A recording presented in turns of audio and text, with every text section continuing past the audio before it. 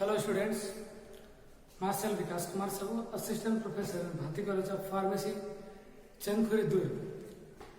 Today we will discuss about measles, that is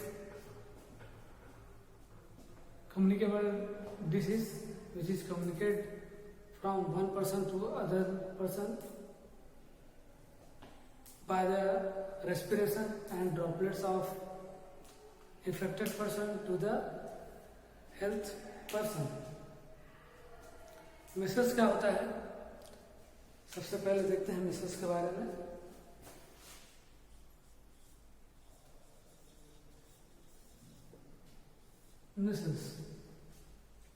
measles इसको हिंदी में खसरा भी कहा जाता है. बोलचाल की भाषा में हमारे यहाँ खसरा कहा जा सकता है. जैसे कि मैंने बताया, इसको कम्युनिकेबल डिसीज के अंतर्गत लिया गया है. कम्युनिकेबल डिसीज के अंतर्गत जो जैसे कि हमने स्टार्ट किया था टॉपिक रेस्पिरेटरी इन्फेक्शन, तो रेस्पिरेटरी इन्फेक्शन के द्वारा या फिर रेस्पिरेशन के द्वारा या इफेक्ट करता है किसी भी पर्सन को. इसमें रेस्पिरेटरी इन्फेक्शन का मतलब ये नहीं होता कि रेस्पिरेशन या फिर फेफड़े, रेस्पिरेटरी मतलब फेफड़ा, फेफड़े में कोई भी इफेक्ट नहीं करता. लेकिन ये जो कम्युनिकेट होता है, ट्रांसमिट होता है one person to other person, measles है यह, इसीलिए उसको रेस्पिरेटरी इन्फेक्शन कहा जाता है, क्योंकि रेस्पिरेशन के थ्रू यह फैलता है. जब हम सांस लेते हैं, खांसते हैं, छींकते हैं, तो उससे क्या होता है, हमारे ड्रॉपलेट निकलते हैं. वो जो क्या है, सामने वाले जो हेल्थ स्वस्थ मनुष्य रहता है उसको इफेक्ट कर सकता है और वहां पे जो है वह अपना डिसीज प्रोड्यूस कर सकता है. तो मिसेस खसरे के बारे में पढ़ते हैं. सबसे पहले खसरा होता क्या है? Micelles is acute highly infection disease. Micelles is highly acute and infection disease होता है. यह जो है वो एक्यूट का मतलब यह होता है कि बहुत ही कम समय के लिए होता है, कम समय के लिए होता है और हाईली इन्फेक्शन होता है, मतलब इससे स्पीडली है.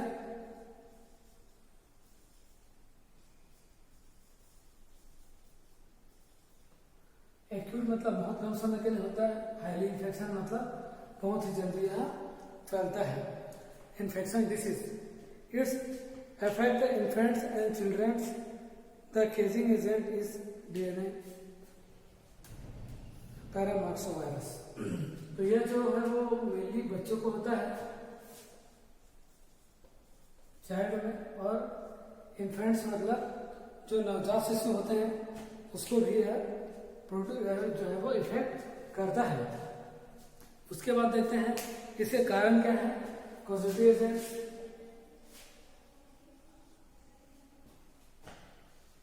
कॉजेटिव एजेंट्स में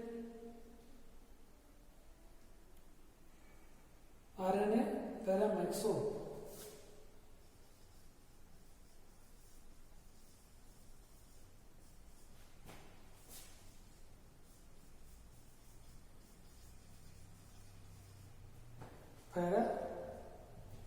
वायरस.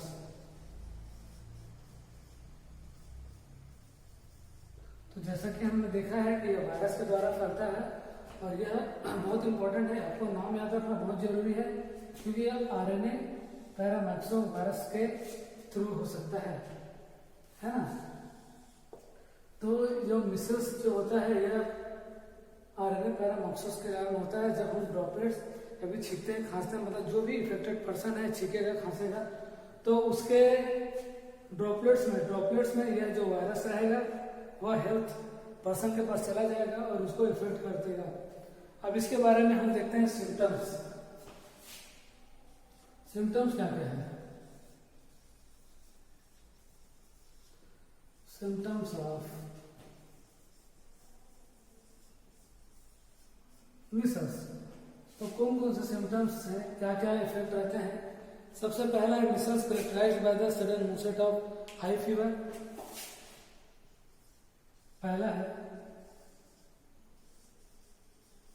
हाई फीवर, मतलब फीवर जो है वो बहुत अधिक रहेगा, उसको कमजोरी महसूस होगा, फीवर लगेगा, आंख में गरम गरम सा महसूस होगा और वीकनेस महसूस होगा।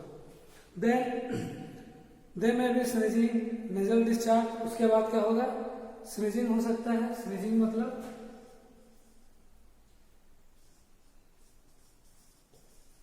छींकना, और जो है वो नेजल से डिस्चार्ज होगा। ओके, स्नीजिंग नेजल्स में इफेक्ट करेगा। उसके बाद कफ, रेडनेस ऑफ आइस, कफ निकलेगा, कफ। चौथा है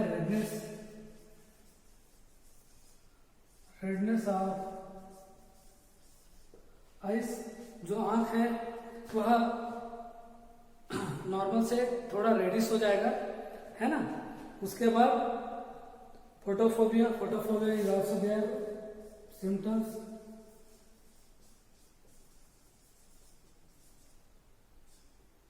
फोटोफोबिया तो हाई फीवर होगा, स्नीजिंग होगा, कफ होगा, रेडनेस ऑफ द आइज और photophobia. The letter क्लेफ्स spot appear in the become mucosa. This is forward to the typical musculopapular rashes in the 3 to 5 days. The rashes being behind the ear, they spread to the face, neck and then the whole body. तो जो वहाँ जितने भी वो रहेंगे इसमें spots, complex spots आ जाएंगे, complex spot. यह जो सबसे पहले कहाँ पे होगा, या सबसे पहले स्टार्ट होगा कान के पास छोटे छोटे रेडनेस टाइप का दाना दाना ऐसे रहेगा, ऐसे ऐसे। उसके बाद धीरे धीरे यह क्या करेगा, बढ़ेगा, फैलेगा, और 3 से 4 दिनों में, यह 3 से 5 दिनों में यह पूरे बॉडी में फैल जाएगा, और रेडनेस चत्ता चत्ता टाइप का यह पूरे बॉडी में दिखाई देगा। इसके बाद हम देखते हैं ट्रांसमिशन।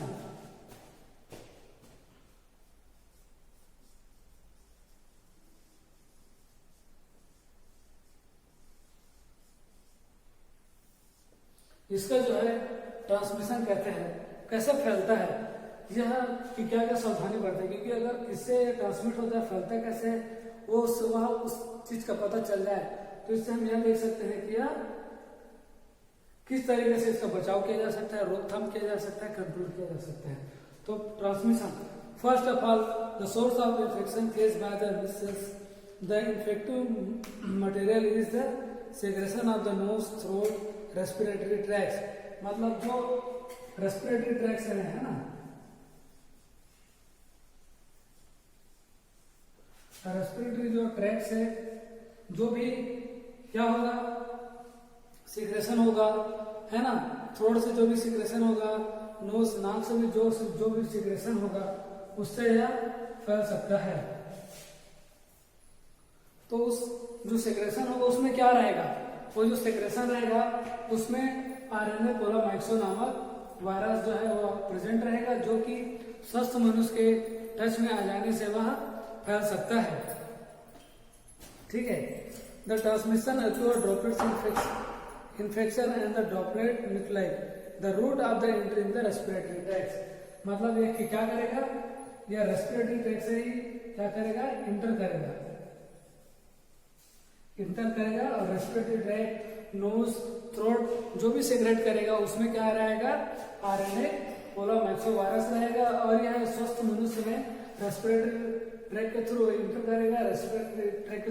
करेगा, और वह जो स्वस्थ पर्सन को इफेक्ट कर देगा। धीरे धीरे इसका सिम्टम्स स्टार्ट हो जाएंगे, high fever, sneezing, cough, redness of eyes, photophobia और कैप्लिक्स स्पॉट्स आ जाएंगे, जिसमें पहले कान के नीचे या चेहरे पे छोटे छोटे स्पॉट्स होंगे।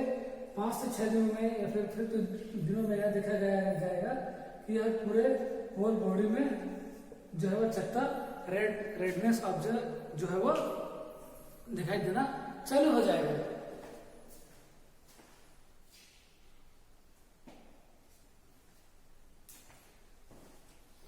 इसके बाद स्टूडेंट्स हम देखते हैं their prevention and control of measles, किस तरीके से हम इसका रोकथाम कर सकते हैं।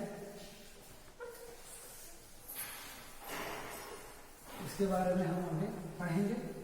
First of all, control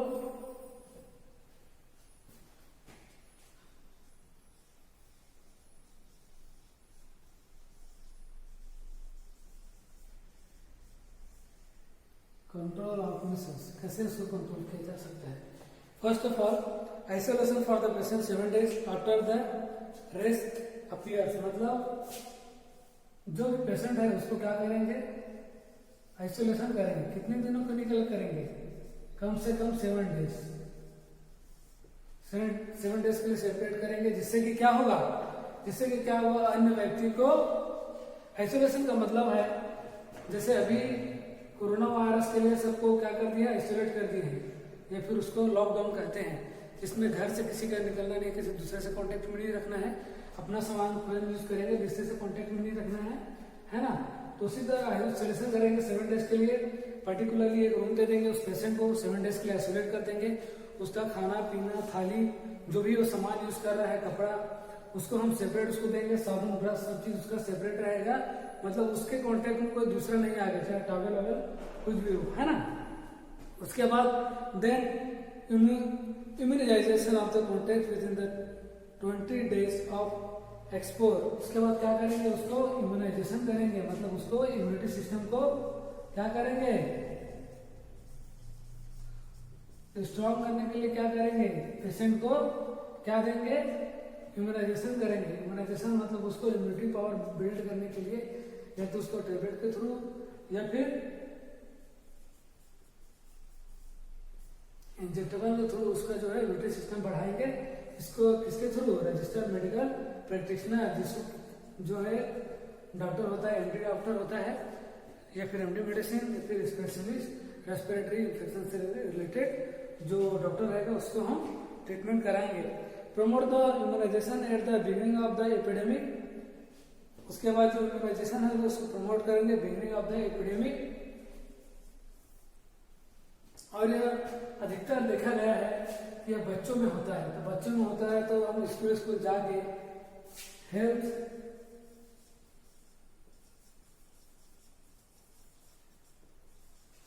education programme, health education programme जो है वह विभिन्न या फिर आसपास के जितने भी स्कूल्स हैं, कॉलेजेस हैं, वहाँ पे जाके हम इसका एजुकेशन प्रोग्राम दिखाएंगे। जैसे कि गांव है, गांव में भी जाके हम एजुकेशन के बारे में बताएंगे, मिसेस के बारे में बताएंगे, इसके लक्षण बताएंगे, है ना। तो इसके बारे में हम बता सकते हैं। तो कौन कौन से साधन है जिसके बारे में हम बता सकते हैं, वह न्यूज़पेपर हो सकता है, पंपलेट हो सकता है, रेडियो, लाउड स्पीकर, टीवी और पोस्टर प्रेजेंटेशन और जितने भी आते हैं जिससे हम कम्युनिकेट कर सकते हैं। गांव में जितने भी बच्चे हैं, फिर उसमें माता पिता को उसके खान पीन के बारे में कैसे चलता है इसके बारे में बता सकते हैं। और जो इम्यूनाइजेशन करना है, मतलब बच्चा जो है वो छोटा है ना, मतलब पैदा हुआ है, उस समय भी हम इम्यूनाइजेशन मतलब टीकाकरण के बारे में उसको बता सकते हैं, जिससे कि वह आगे चल से इतने बड़े भयानक मिसेस से वह के शिकंजे में ना आ सके और वह स्वस्थ रहे आगे चल के।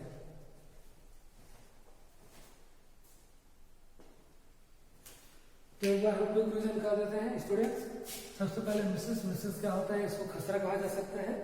खसरा इसमें क्या होता है, सिम्टम्स क्या है, यह एक्यूट डिसीज होता है। सिम्टम्स सबसे पहले एक्यूट डिसीज होता है, मतलब बहुत ही कम समय के लिए होता है, हाईली इन्फेक्शन होता है, बहुत जल्दी फैलता है, या बच्चों में अधिकतर देखा गया है। यंग एज में या फिर टीनेज एज में भी होता है। पॉजिटिव एजेंट्स है आरएनए, पैरामाइक्सोवायरस। उसके बाद हम उसके सिम्टम्स होते हैं हाई फीवर के बाद क्या होगा, उसके नसल से डिस्चार्ज होना चालू हो जाएगा, थोड़ा से डिस्चार्ज होना चालू हो जाएगा। उसके बाद 7 to 4 days में देखेंगे कि उसकी बॉडी में रेड स्पॉट स्टार्ट हो जाएंगे। उसके बाद एक हफ्ते बाद वह पूरे बॉडी में रेड स्पॉट है जो वह फैल जाएगा।